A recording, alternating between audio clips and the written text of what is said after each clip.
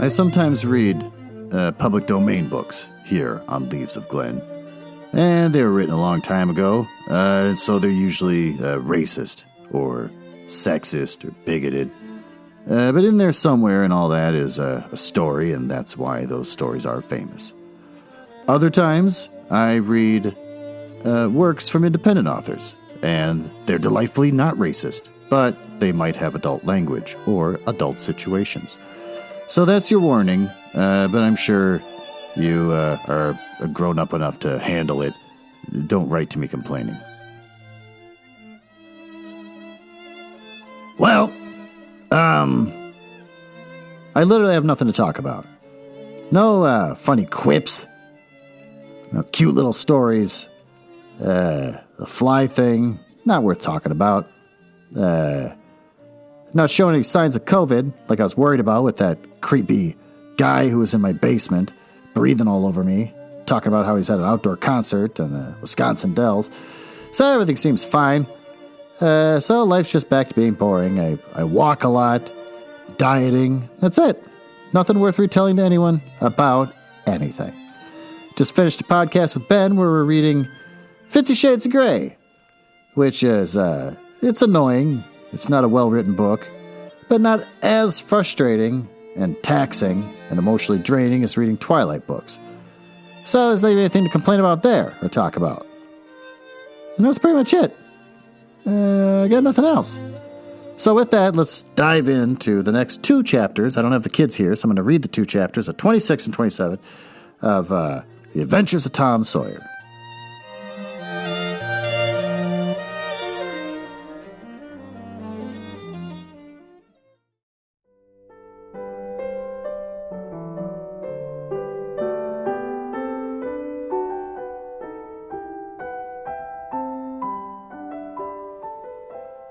Well, let's learn a little bit about Samuel Langhorne Clemens, also known as Mark Twain. I've run out of facts from biographyyourdictionary.com. I got one left. During the last years of his life, he was the vice president of the American Anti-Imperialist League. Weird, no one's really part of specific organizations anymore, and they don't call them leagues unless they're sports related. So there's that. That's pretty boring. So let's learn a little something about Sigmund Freud. The inspiration. Freud read a book named The Art of Becoming an Original Writer in 3 Days by the author Ludwig Born. It is a distinct possibility that the idea for his famous concept of free association came from that book. Oh, did that book have a thing about free association in it? Like, did Ludwig think it up to begin with? Well, let me read another one. Misconception. George Grodock, the physician, is known to have published a book in the year 1923, in which he mentioned the concept of Das Es. Freud credited Grodock in his famous book Das Ich und das Es, but most people believe it to be a Freudian concept. Famous patients? Oh, all of us know the famous composer Gustav Mahler, but I'm sure that very few would know his impotency that Freud treated.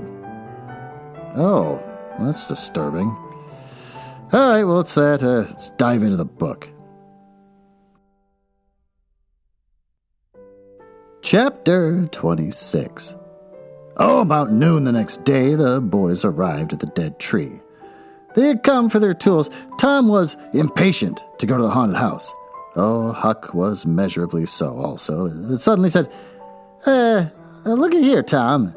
Do you know what day it is? Tom mentally ran over the days of the week and then quickly lifted his eyes with a startled look in them. My, I never once thought of it, Huck. Well, I didn't either, but all at once it popped into me that it was Friday. Blame it. A body can't be too careful, Huck. We might have got into an awful scrape tackling such a thing on a Friday. Might. I better say we would. There's some lucky days, maybe, but Friday ain't. Any fool knows that. I don't reckon you was the first that found out, Huck. Well, I never said I was, did I? And Friday ain't all and either. I had a rotten bad dream last night. Dreamt about rats. No. Sure sign of trouble. Did they fight? No. Well, that's good, Huck. When they don't fight, it's only a sign that there's trouble around, you know. All we gotta do is look mighty sharp and keep out of it. We'll drop this thing for today and play. Do you know Robin Hood, Huck? No. Who's Robin Hood? Why, he's one of the greatest men that ever was in England, and the best. He was a robber. Cracky. I wish I was. Who'd he rob? Only sheriffs and bishops and rich people and kings and such like, and he never bothered the poor. He loved them. He always divvied up with them perfectly square. He must have been a brick. I bet you he was, Huck. Oh, he was the noblest man that ever was. They ain't any such men now, I can tell you, and he would lick any man in England with one hand tied behind him. And he could take his yew-bow and plug a 10-cent piece every time, a mile and a half. What's a yew-bow? I don't know, it's some kind of bow, of course. You hit the dime only on the edge, you could set it down and cry and curse. But we'll play Robin Hood. It's a knobby fun. I'll learn you. I'm agreed. So they played Robin Hood all the afternoon, now and then casting a yearning eye down upon the haunted house and passing a remark about tomorrow's prospects and the possibilities there. As the sun began to sink into the west, they took their way homeward, athwart the long shadows of the trees, and soon were buried from sight in the forests of Cardiff Hill. On Saturday, shortly after noon, the boys were at the dead tree again. They had a smoke and a chat in the shade and then dug a little in their last hole, but not with great hope, but merely because Tom said there were so many cases where people had given up treasure after getting down within 6 inches of it. Oh, and then somebody else had come along and turned it up with a single thrust of a shovel. The thing failed this time, however, so the boys shouldered their tools and went away feeling that they had not trifled with fortune, but had fulfilled all the requirements that belonged to the business of treasure hunting. When they reached the haunted house, there was something so weird and grisly about the dead silence that reigned there under the baking sun, and something so depressing about the loneliness and desolation of the place that they were afraid for a moment to venture in. Then they crept to the door and took a trembling peep. They saw a weed-ground, floorless room, unplastered, an ancient fireplace, vacant windows, a ruinous staircase, and here, there, and everywhere hung ragged and abandoned cobwebs.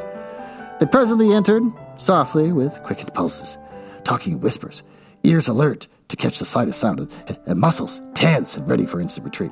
In a little while, familiarity modified their fears, and they gave a place a critical and uninterested examination, rather admiring their own boldness and wondering at it, too. Next, they wanted to look upstairs. There was something like a cutting-off retreat, but they got to daring each other, and of course they could be one result. They threw their tools into a corner and made the ascent. Up there were the same signs of decay. In one corner, they found a closet that promised mystery. Yeah, but the promise was a fraud. There was nothing in it. The courage was up now and well in hand. They were about to go down and begin work when, "Shh," said Tom. "What is it?" whispered Huck, blanching with fright. "Shh, there, hear it?" "Yes, oh my, let's run."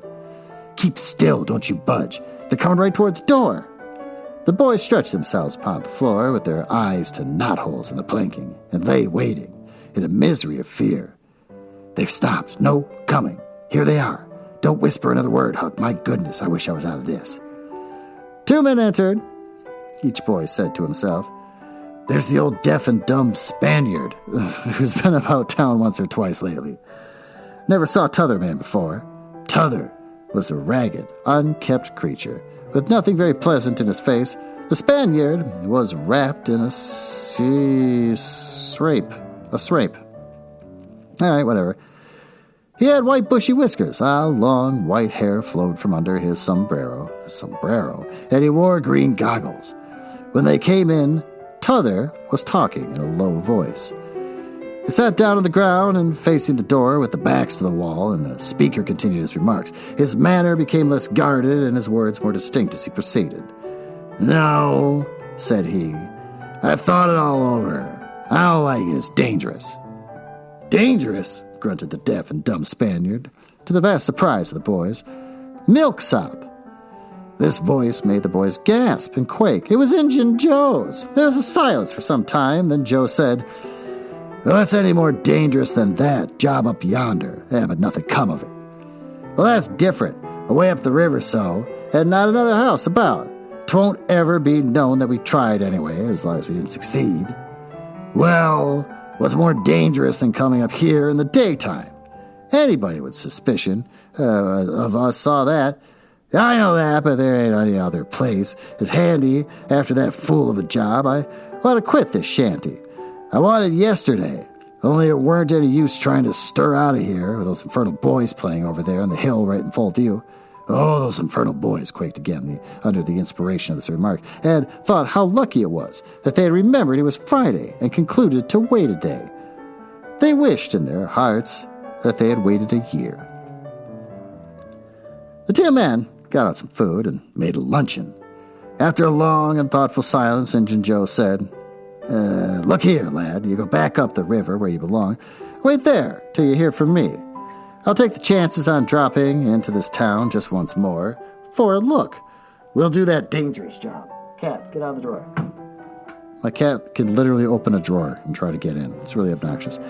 After I'd spied around a little, look for it. "Then for Texas. We'll leg it together." Oh, this was satisfactory. Both men presently fell into yawning, and Injun Joe said, "I'm dead for sleep. It's your turn to watch." He curled down in the weeds and soon began to snore. His comrade stirred him once or twice, and he became quiet. Presently the watcher began to nod. His head drooped lower and lower. Both men began to snore now. The boys drew a long, grateful breath. Tom whispered. "Now's our chance. Come," Huck said. "I can't. I'd die if they was awake," Tom urged. Huck held back. At last, Tom rose slowly and softly and started alone. But the first step he made wrung such a hideous creak from the crazy floor that he sank down almost dead with fright. He never made a second attempt. The boys lay there, counting the dragging moments till it seemed to them that time must have done and eternity growing gray. Then they were grateful to note that it was the last sun was setting. Now one snore ceased. Injun Joe sat up, stirred around, smiled grimly upon his comrade, whose head was dropping upon his knees, and stirred him up with his foot and said, "Here, you're a watchman, ain't you?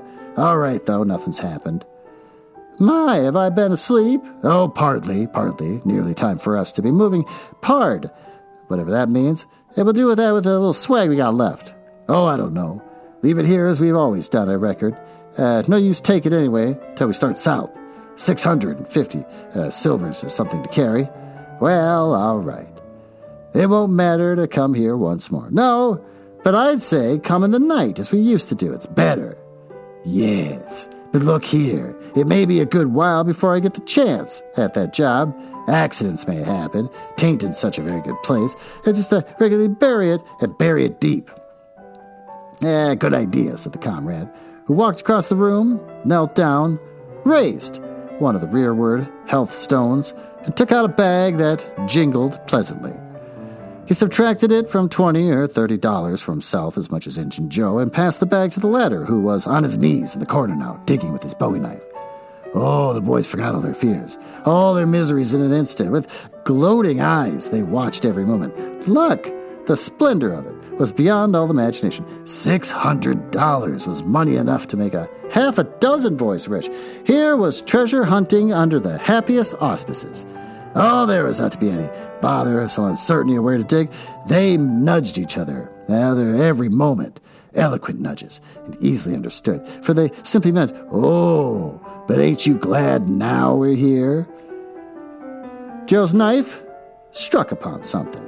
"Hello," said he. "What is it?" said his comrade. "A half-rotten plank." "No, it's a box, I believe. Here, bear a hand, and we'll see what it's here for." "Oh, never mind, it broke a hole." He reached in his hand and drew out, "Man, it's money." Now the two boys examined the handful of coins. They were gold. The boys above were as excited as themselves, and as delighted. Joe's comrade said, "We'll make quick work of this. There's an old rusty pick over amongst the weeds in the corner at the other side of the fireplace. I saw it a minute ago."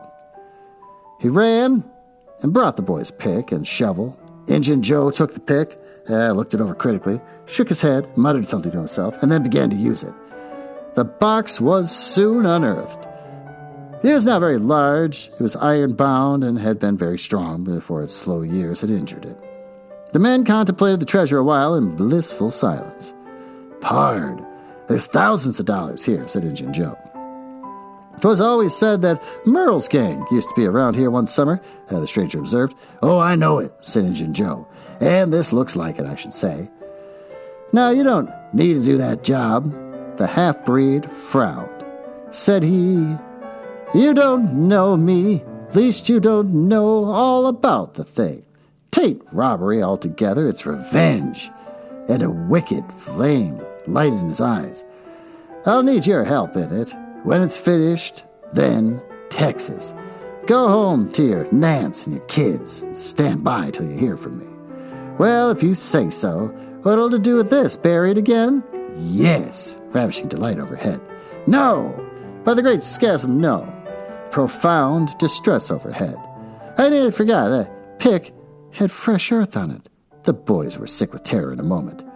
"What business is a pick and a shovel here? What business with fresh earth on them? Who brought them here, and where are they gone? Have you heard anybody? Seen anybody? What? Bury it again, and leave them to come and see the ground disturbed. Not exactly. Not exactly. We'll take it to my den." "Why, of course. Might have thought of that before. You mean, number 1? "Oh, no, number 2, under the cross. The other place is bad, too common." "All right, it's nearly dark enough to start." Injun Joe got up and went about the window to window, cautiously peeping out. Presently he said, "Who could have brought those tools here? Do you reckon they can be upstairs?" Oh, the boy's breath forsook them. Injun Joe put his hand on his knife, halted a moment, undecided, and then turned toward the stairway. The boys thought of the closet, but their strength was gone, the steps creaking up the stairs. The intolerable distress of the situation woke the stricken resolution of the lads. They were about to spring for the closet, when there was a crash of rotten timbers, and Injun Joe landed on the ground amid the debris of the ruined stairway. Oh, he gathered himself up cursing, and his comrade said, "And now what's the use of all that? If it's anybody, they're up there. Let them stay there. Who cares? If they want to jump down now and get into trouble, who objects? It'll be in the dark in 15 minutes, and then let them follow us if they want to. I'm willing, in my opinion, whoever hove those things in there caught sight of us and took us for ghosts or devils or something. I'll bet they're running yet." Now Joe grumbled a while. Then he agreed with his friend that what with daylight was left ought to be economized in getting things ready for leaving. Shortly afterward, they slipped out of the house in the deepening twilight and moved toward the river with their precious box. Tom and Huck? Now they rose up, weak but vastly relieved, and stared after them through the chinks between the logs of the house. Follow? Oh, not they. They were content to reach the ground again without broken necks and take the downward track over the hill. They didn't talk much. They were too absorbed in hating themselves, hating the ill luck that made them take the spade and the pick there. But for that, Injun Joe never would have suspected. He would have hidden the silver with the gold to wait out till his revenge was satisfied. And then he would have had the misfortune to find the money turn up missing. Oh, bitter, bitter luck that the tools were ever brought there. They resolved to keep a lookout for that Spaniard when he should come to town, spying for chances to do his revengeful job, and follow him to number 2, wherever that might be. Then a ghastly thought occurred to Tom. Revenge? What if he means us, Huck? Don't, said Huck, nearly fainting. They talked it all over, and as they entered town, they agreed to believe that he might possibly mean somebody else. At least, he might at least mean nobody but Tom, since only Tom had testified. Very, very small comfort it was to Tom to be alone in danger! ! Company would be a palpable improvement, he thought. Chapter 27. The adventure of the day mightily tormented Tom's dreams at night. 4 times he had his hands on that rich treasure, and 4 times it wasted to nothingness in his fingers, as sleep forsook him and wakefulness brought back the hard reality of his misfortune. As he lay in the early morning recalling the incidents of his great adventure, he noticed that they seemed curiously subdued and far away, somewhat as if they had happened in another world, or in a time long gone by. Then it occurred to him that the great adventure itself must be the dream. There was one very strong argument in favor of this idea, namely, that the quantity of coin he had seen was too vast to be real. He had never seen as much as $50 in one mass before, and he was like all boys of his age and station in life, in that he imagined that all references to hundreds and thousands were mere fanciful forms of speech, and that no such sums actually existed in the world. He had never supposed for a moment that so large a sum as $100 was to be found in actual money in anyone's possession. If his notions of hidden treasure had been analyzed, they would have been found to consist of a handful of real dimes and a bushel of vague, splendid, ungraspable dollars. But the incidents of this adventure grew sensibly sharper and clearer under the attrition, oh Lord, let's move on, of thinking them over. And so he presently found himself leaning to the impression that the thing might not have been a dream after all. This uncertainty must be swept away. He would snatch a hurried breakfast and go and find Huck. Huck was sitting on a gunwale of a flatboat, listlessly dangling his feet in the water and looking very melancholy. Tom concluded to let Huck lead up the subject. If he did not do it, then the adventure would be proved to have only been a dream. Hello, Huck. Hello yourself. Silence for a moment. Tom, if we'd have left the blamed fools at the dead tree, we'd a lot of the money. Oh, ain't it awful? Tain't a dream, then. Tain't a dream. Somehow I most wish it was. Dogged if I didn't, Huck. What ain't a dream? Oh, that thing yesterday. I've been half thinking it was. Dream? If them stairs hadn't broke down, you'd have seen how much of a dream it was. I've had dreams enough all night. What with that patched-eye Spanish devil going for me all through 'em. Rot him. No, not rot him. Find him. Track the money. Oh, Tom will never find him. A feller don't have only one chance for such a pile, and that one's lost. I'd feel mighty shaky if I was to see him anyway. Well, so do I, but I like to see him anyway, and track him out to his number 2. Oh, number 2, yes, that's it. I've been thinking about that, but can't make nothing of it. What do you reckon it is? Oh, I don't know. It's too deep. Say, Huck, maybe it's the number of a house. Oh, goody. No, Tom, that ain't it. If it is, it ain't one in this horse town. One in this one-horse town. They ain't no numbers here. Well, that's so. Let me think a minute. Here it's a number of a room, a tavern, you know. Ooh, that's the trick. There ain't only 2 taverns. We can find them quick. You stay here, Huck. I'll come. Tom was off at once. He did not care to have Huck's company in public places. He was gone half an hour. He found that in the best tavern, number 2, had long been occupied by a young lawyer. But it was still so occupied. So in the less ostentatious house, number 2 was a mystery. The tavern keeper's young son said it was kept locked all the time. He never saw anybody go into it or come out of it except at night. He did not know any particular reason for this state of things. He had some little curiosity, but it was rather feeble. He had made the most of the mystery by entertaining himself with the idea that the room was haunted. Had noticed that there was a light in there the night before. That's what I found out, Huck. I reckon that it's the very number 2 we're after. I reckon it is, Tom. Now, what are you going to do? Well, let me think. Tom thought a long time. Then he said, Now, I'll tell you, the back door of that, number 2, is the door that comes out into it a little close to the alley between the tavern and the old rattle trap of a brick store. Now you get a hold of the door keys, and you can find I'll nip all of Auntie's, and the first dark night, we'll go there and we'll try 'em. And mind you, keep a lookout for Injun Joe, because he said he was going to drop into town and spy around once more for a chance to get his revenge. If you see him, you just follow him. And if you don't, go to that number 2, and that ain't the place. Lordy, I don't want to follow him myself. Well, he'll be all right. Sure, he might never see you. And if he did, maybe he'd never think anything.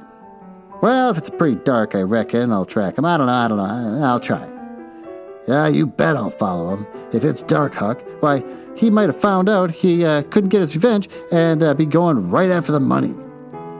It's so, Tom, it's so, I'll follow him, I will, by jingoes.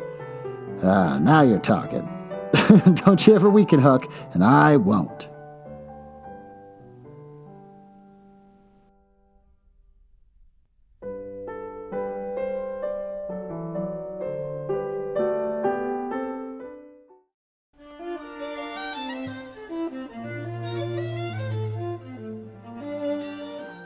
Well, what did we learn here today?